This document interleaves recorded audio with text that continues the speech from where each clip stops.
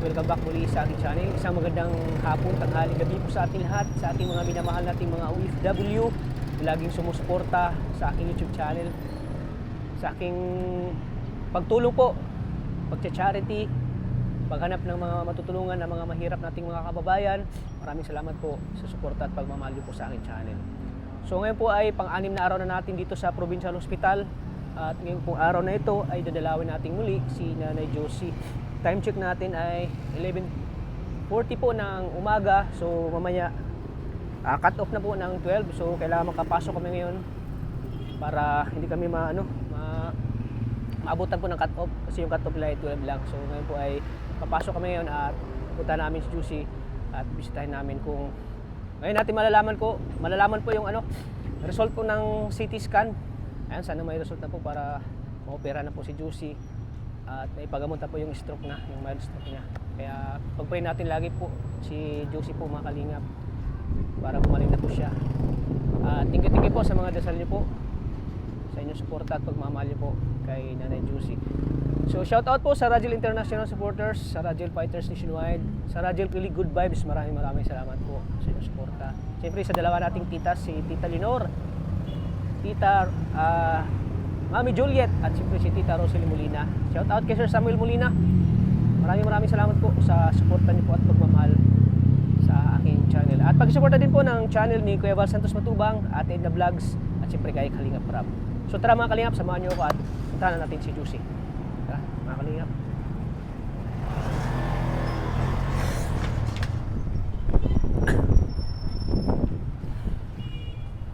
So day 3 na po, na sobrang ganda po ng panahon, wala na pong ulan. At sana tuloy-tuloy na itong panahon dito sa Daet. Kasi pag maulan kasi parang parang yung galaw natin. Parang hindi maganda yung pag yung panahon ay hindi maganda, maputik, butilat, maganda yung panahon ng mga Kalingap. Sana tuloy-tuloy na itong mga clip, yung magandang panahon. Ayan po, sana ngayon ay malaman na natin yung resulta ng CT scan po ni Josie.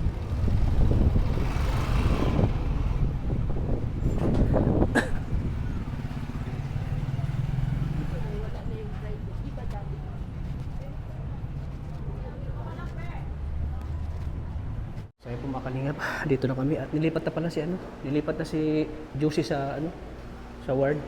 Dito si Ronalyn. Oh, Ronalyn, kumusta? Si mama mo saan?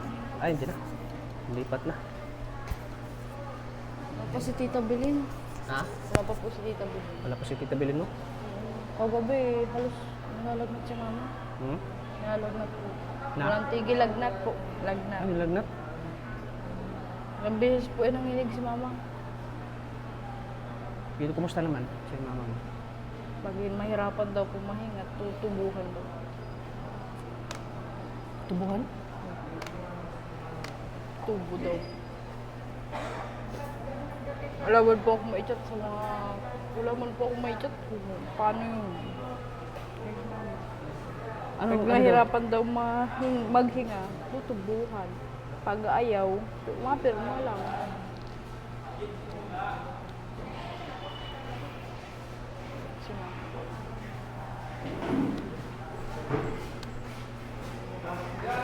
Tapos nilalag na. Lagnat ka? Pinakakain naman? Ano yung pagkain niya na dito? Nilagyan po lang po yung gatas.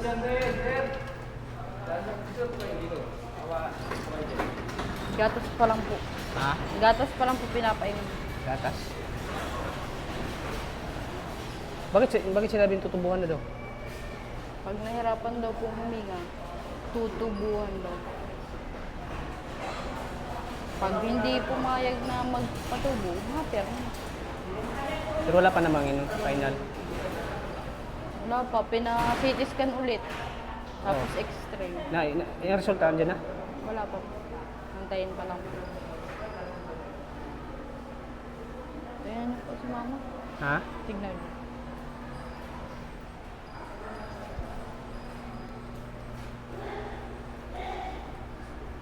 Si Kuya Tata. Ano sabi ng doktor?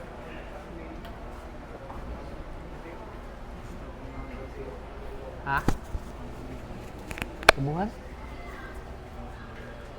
Ang hirap po kasi pag tinubuhan.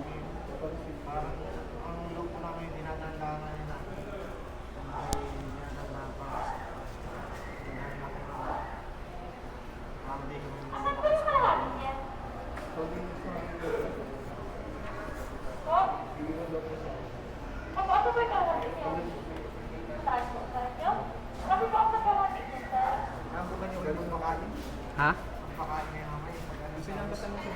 Hindi na? Hindi na?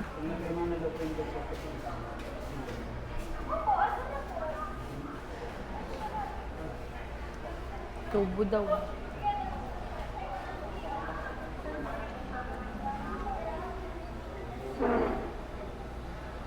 Pero pumasok naman yung pagkain sa ano. Nakadumi na nga si mama. Ah, nakadumi na siya?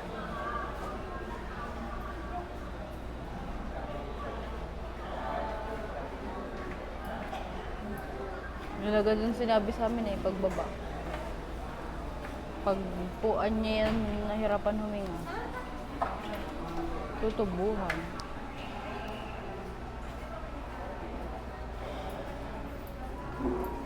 Asan yung pamunas si mama?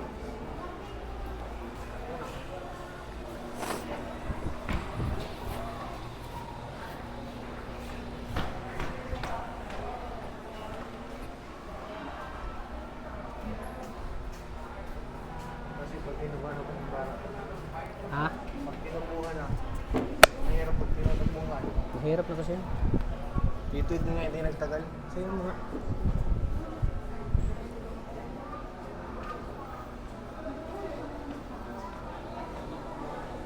Nakakanguya pa naman siya. Oo, nagtatakam-takam siya po nung simula nung pinasukan dito ng ano, ng gatas. Nagtikam-tikam. Gamot din na. Ha? Gamot. Gamot. Diyan na. Diyan din patatana yung gamot. Diyan din. Kapi pa nilalag na. 39.1 ang temperature. Mga 41. Kanina, 39 pa din. Hanggang ngayon, hindi ka nawawala.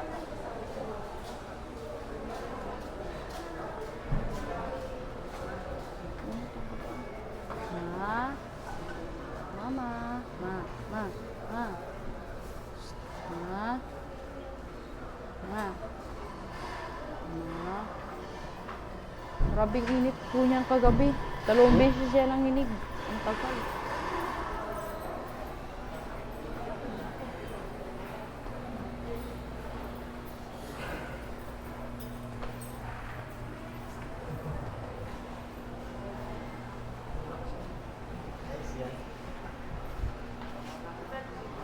Wala nga naman dito. Pero ano na siya ngayon? May doktor na mga ano? May doktor daw? Para Sabi sa lang po stroke? sa amin ng doktor, yun nga, yun lang ang sinabi sa amin. Doktor?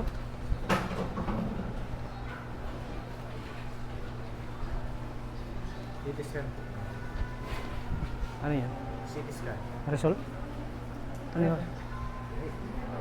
Yung CT scan po, yan po yung Xerox namin. Yung 18 pa naman to, di ba? Opo. Pinaparipit kasi nito. Paparipit to. So, pinag-request, schedule kayo. Bibigay po ulit. Bali, 2 na yung, Repeat kayo. Yung isa ka, ano yung binigay na sa line? nandun na po. Ando na po. Binigay po namin. Ano yun? Lineal CT scan din yun? Lane? Yung binigay niyo mo po kanina. Ipatanong lang dito. Kung naulit, okay. Kung naulit, ibabalik ko na dito. Pero pag hindi, sabihin mo ka mo, repeat. Plain through yung CT scan, repeat. Kasi ulitin yung ano. Compare kasi ano, sa break. Ano po sa section? CT scan ulit. Bali, 3 CT scan. 2 pending. Yung isa, yan na po yung result. Siguro, di din po nila maano. Kaya CT scan ulit.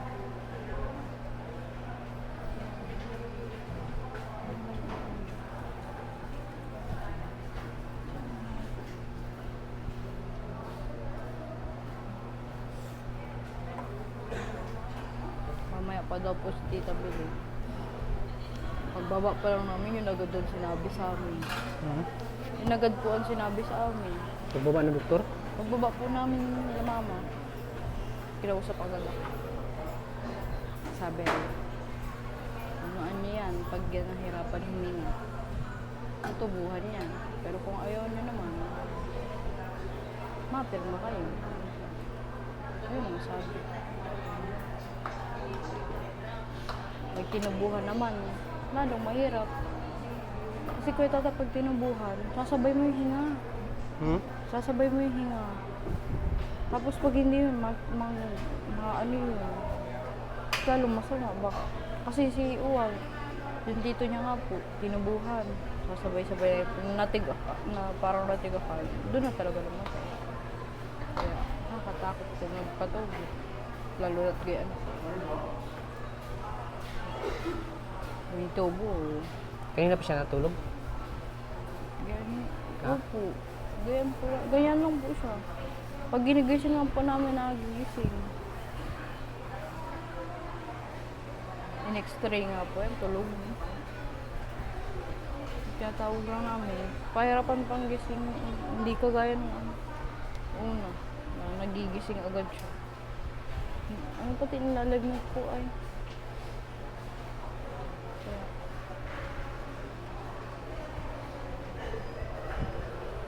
hirap din igalaw at ang dami ni mama. Kaya niya, ang dami nakalab.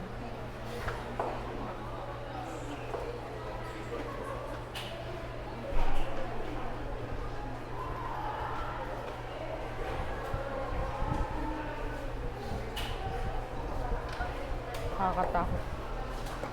Pag di tinubuhan. Ayan.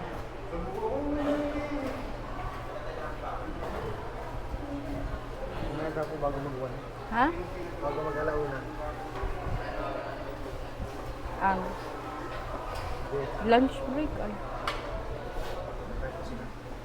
Kain na po kayo, Kuya Tata. Okay, kumain na kayo? Oo, wala kaming ganong kumain.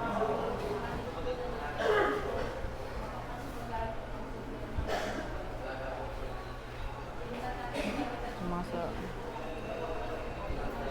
Wala ngayong antok ko kanina.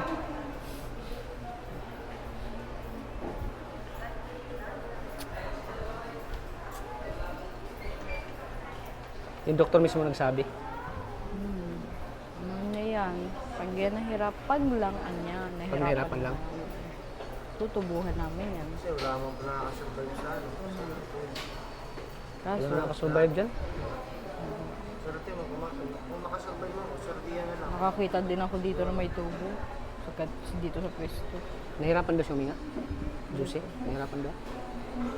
Yan po, yung hinga niya po. Kung sakali man daw po, kung sakali. Kung sakaling talagang ang tagal na. Kung sakali po matagal na yung pag-ano niya. Yung kay Tito dyan, pag ano na yung pag-alam naman tayo. Kaya yung pag parang ano, Kasi para may mamayos yung ano na. ako medyo hirap. Medyo hirap. Bukas na pabasan namin sa katawan.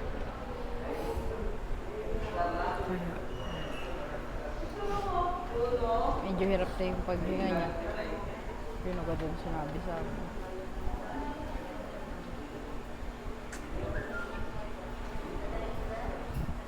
So, ano daw? Kaya daw ganyan si mama dahil daw siguro dun sa sakit niya na depression. Ewan, hindi pa sigurado. May hinahanap silang sakit ni mama ay.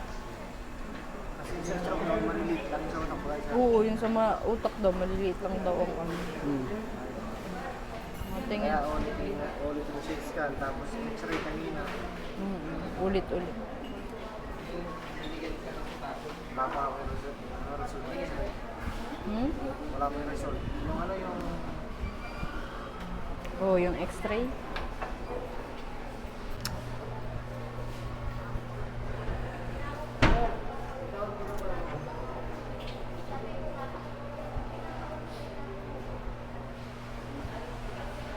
Yung hininga niya parang ano no? Yun na nga po. Yun na nga din ang tinitingnan namin. Tapos, pag ginigising po namin, mama, hindi siya na-response. Okay. Pahirapan, mantagal po bago gisingin. Mama. Hindi siya ano... Yun. Correct yun. Para ano, makaramdam. At syempre po, natatakot kami pag di gumising. Kaya inaano namin para magising. At yun din ang sabi ng doktor. Para may malay.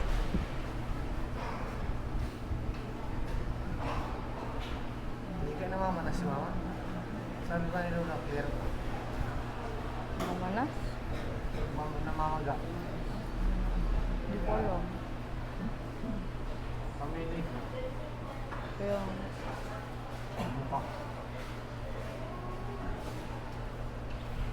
Sabi na. tapos kanina gano'n na yung bibig ni mama. Matik ko. Hirap. Dito na siya nahinga eh. Saan? Kasi hirap na siya sa ilong. Yung may ganito.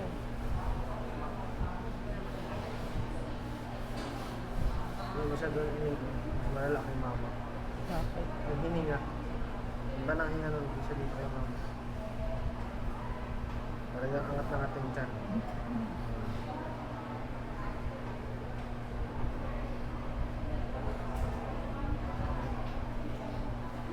Pinapansin mo naman. Pinapansin mo yung dumadala ng kada isa siguro hindi pa sa mga mahirap na katulad yung nakita ko sa tiyan dito dito. Hirap ng hininga. Ha? Ano? Patitid lang. Ano nangyari? Ano po yung accident sila? Pero buhay pa? Namatay po. Namatay? Oo. Ito din dinala sa anong sa emergency. Yun sa province dito sa probinsya. Ano lang, na-accident sila, ano yun, alas 12. Tapos punta kami yung mga alas 2 na. Huli na namin nalaman yung balita. Ay, kasama ko si Papa dun. Isang tricycle sila, ang sabi, malugaw daw. Di pa ako nakakalayo, sumalpak dun sa poste ng ano, sa poste ng gate. Eh di talbuhan sila lahat dun sa tricycle. Ang narugado ay si Tito dun, dito ang gatak o sa ulo, dalawa. Tapos dyan sa tainga na yung kanan, nagdudugo. Di natigil yung dugo. Tapos bandang alas 3 pa umaga, tinubuhan na. Pinapump na namin. Tapos nung diliwanag na, wala na. Malamig ng kamay pa, tapos maputla na. Katapos lang ng CT scan, saka na ano, mga 30 minutos, saka na nawala na niya. Pero nirevive pa yun ay mga bandang alas 7 na ano. Ay, wala ka pala nun. Mga bandang alas 7 na siguro yun. Nalalaban ba yung si Tito doon hanggang sa bumigay na talaga. Mahirap talaga. May lagnat pa siya? Taas mo ng lagnat.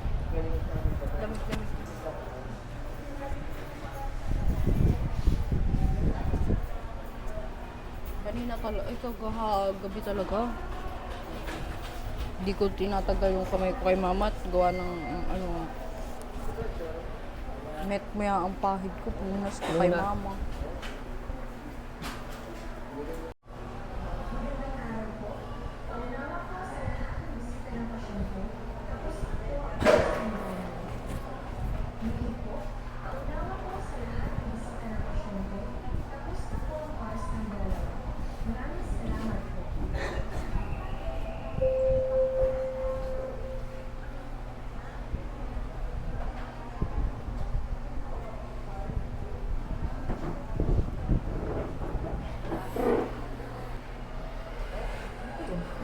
Ay, Sorry po, mama. Kala ko vlog.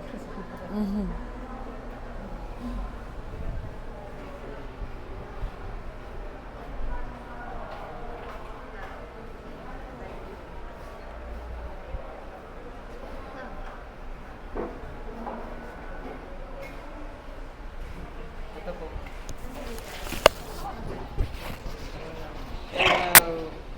Vlog ko.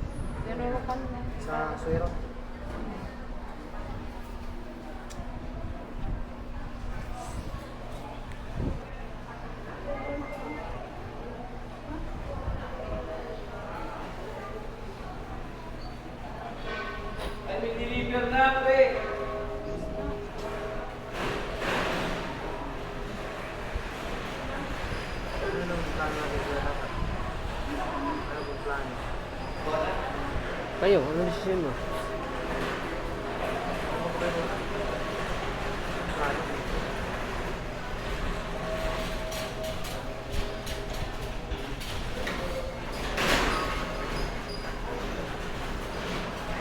Ba't kasi si ano, di mo na nagtanong si Tita Evelyn mo na saan Saan? dalhin? Hindi kasi siya nagtanong sa amin eh, direct. Nalaman na namin na dinala nila dito. Kaya, Hindi siya nagtanong sa amin Di man lang- ano bang plano niyo kung saan danit na dadalhin. kami, wala man lang din kami balita kung bakit. Nalaman na namin na andito na. Dito na nag-meet. Oo. Di sa Biligo. Oo. Sa private sana siya. Ako nag-iisip din naman. Bayarin. Di, yun lang sanang malaking dugo. Yun lang sanang malaking dugo ang lumalabas. Bakit mo 8 araw? Hindi sa manang araw yun, baka matagal na yun. Oo. At nagre-reklamo daw si mama masakit ang puso. Wala naman kaming alam at di man kami nga anak makapunta doon. Ano nang di ba tayo, parang nabamagit yung papa ng doon. Ha? Yan. Wala. Bakit mo yung 8 araw na puro malalaki ang dugo? Isang araw pa lang. Kasi ano ay, nagsabay ang high blood. Kung di sana nagsabay ang high blood, kaya si mama di maayos. Isipin mo, dapat pang unang araw pa lang, dapat alam na yun. Oo. Delikado. Ginawa Ay. araw pa. Kung unang araw nga talaga. 8 araw daw. Hindi natin sure kung ilan araw na yun. Wait ko. Yan ang sabi nila. Sabi kasi nila silang bahala kay mama.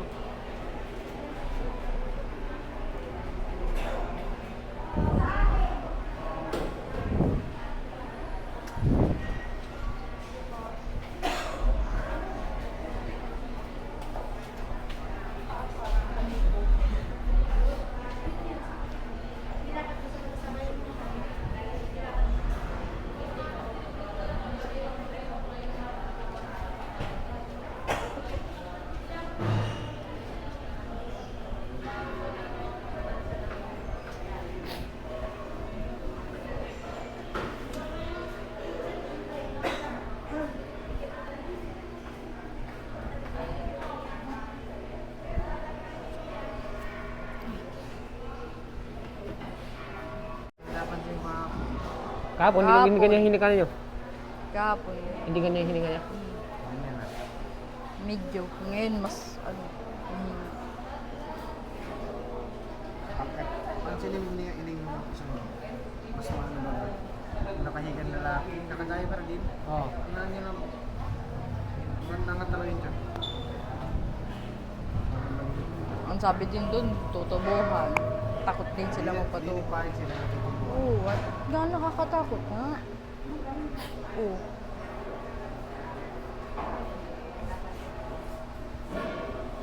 Nakakatakot talaga yung tutubuhan. Laki nga nun. Tubo. Mas malaki pa yan.